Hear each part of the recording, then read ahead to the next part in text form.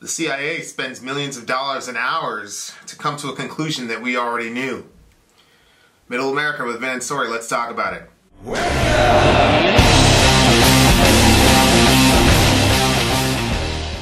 So as of 7:33 Eastern Time, CNN has just reported that the CIA has now come to the conclusion that the Crown Prince Mohammed bin Salman personally ordered the killing of journalist Jamal Khashoggi. Despite the Saudi government's denials that the de facto ruler was involved, according to the Washington Post. Now, this is the situation where the journalist was killed, and Trump went on the lawn, and it was patently odd because this guy was Khashoggi was critical of the Saudi government. It was patently obvious that the Crown Prince had ordered the killing, and then Trump said he met with them, they denied it, and Trump goes on the White House lawn and starts saying things like these might have been rogue actors and all the rest of it, basically apologizing, and when I mean apologizing, acting as an apologist for the Saudi government. The CIA... Wasn't he basically saying, like, that's what his word, that's what he said, so what else can we... I've got good reason to believe him and all the rest of it. So the CIA has now come out with an official conclusion that they do believe that Jamal Khashoggi was killed by the Crown Prince. To the surprise of absolutely no one. None at all. Other than maybe the Crown Prince for the fact that he got caught. He got finally exposed. Crown Prince Mohammed bin Salman, that would be Mohammed the son of Solomon if anyone's interested, personally ordered the killing of the journalist. This is according to CNN. How does the Saudi government respond? Well, Fatima Bashin, a spokeswoman for the Saudi embassy in Washington, told the newspaper that the claims in the CIA's purported assessment are false.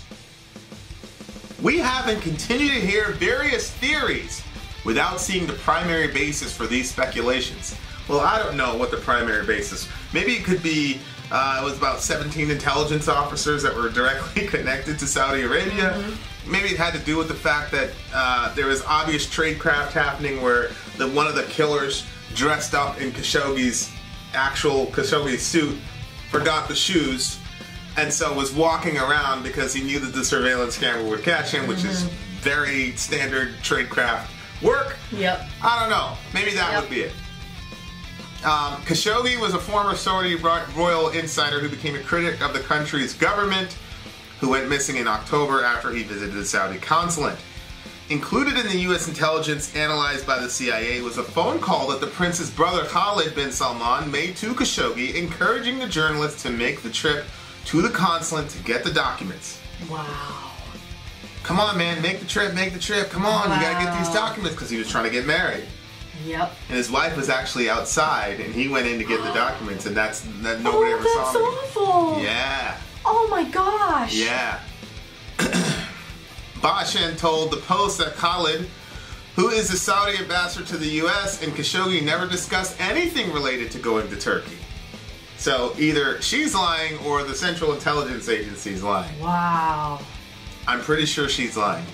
The CIA also examined an audio recording from inside the Saudi consulate provided by Turkey and a phone call placed from inside the consulate after Khashoggi was killed.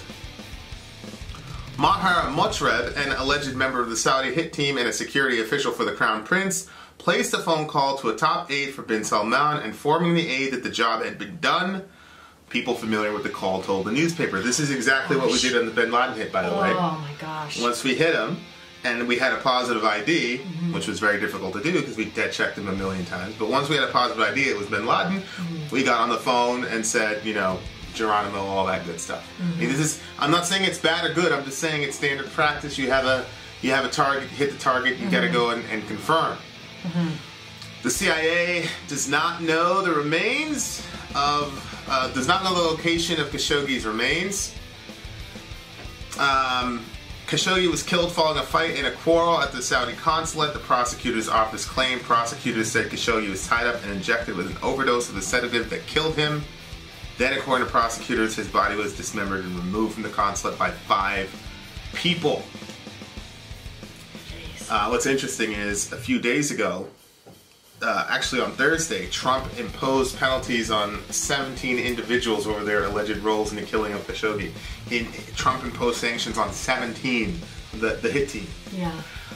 Earlier Thursday, the Saudi Public Prosecutor's Office said 11 people had been charged for their involvement in the death of Khashoggi, adding that 5 are facing capital punishment Whoa. for being directly involved in ordering and executing the crime. I can bet you my firstborn that the Crown Prince will not be one of those no. 11. Right. I told you this in the car. You did. That You said that this was going to happen. I said they're going to sacrifice those guys. Yep.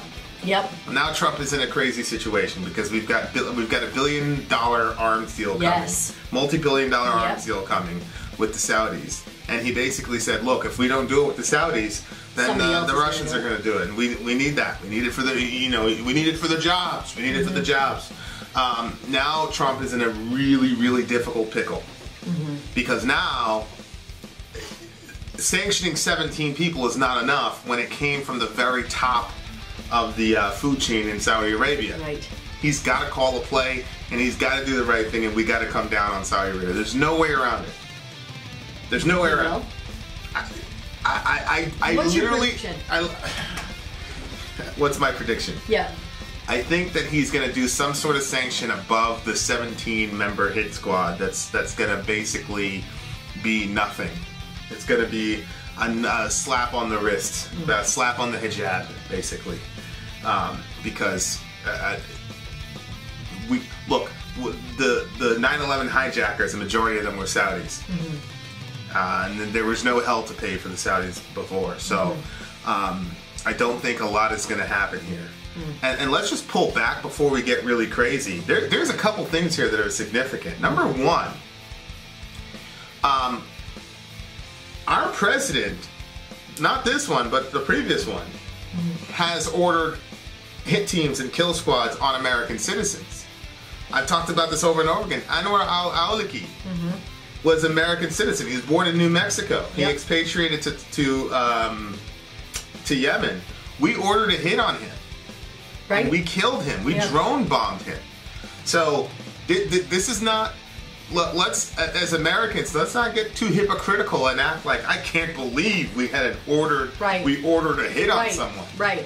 Now a person's going to say, well, yeah, but he was inciting people with terrorist propaganda. Well, that's the same thing that these guys are going to say about Khashoggi. They're going to say that what he was doing was inciting animus against Saudi Arabia. I'm sure that that's the Crown Prince's justification for it. So if we're really going to be serious here, we've got to kind of, Trump had a CNN, it wasn't a CNN, it was a 60 Minutes interview where the reporter was trying to get him to say that ordering hits on people was bad. And he basically goes, of course it's bad. But he basically said everybody does it. Right. Which is true. Yeah. That's the most high profile case was Al-Awlaki about it was right after the Bin Laden hit. But this was our own citizen. So all this outrage over Khashoggi and what the Saudis did to him, I mean, let's just be real here. Were you outraged when they went after Anwar al-Awlaki? Right. Here's the second thing, though. This dude was a journalist. I know. And if you look at the earlier Middle America show with Trump's relationship to journalism, we're in a really, really, really crazy environment right now. Yeah. When you have a journalist that gets killed, and you have a president who says that journalists are enemies of the people. Yeah. And then you have an ally who then goes and kills a journalist in broad daylight. This is what I talk about reading the room. He has got to read the room and understand what's happening right now. Wow. So there's a lot of implications to what happened here. On the one hand, America's hands are not clean as far as targeted assassinations of its own citizens. But on the other hand, so Trump has a point there. But on the other hand, Trump has spoken in such a way that makes it look like, well, I mean, he doesn't seem very broken up about Khashoggi's death. Right. And if a person were to take a really cynical view of Trump, it's basically like, if he could get away with it, he'd take this to all of them. Well, I mean, this is coming the day of the Acosta ruling earlier, where Acosta was stripped of his credentials. Right. So it's just not a good look at all. That's not very a good true. look at all. That's true. Yeah, so our current social context as regards our president and how he relates to the media and how he treated the death of this agent of the media carries with it a ton of implications. Yeah. And so I honestly, it's a wild card. I don't know what he's gonna do. But I think for Trump, the ultimate thing is the bottom line, and for him, the bottom line is the bottom dollar, and he's going to do what's going to put us in a situation to sell those weapons to the Saudis. Wow, crazy situation. Look, guys, I feel bad for the wife or the fiance.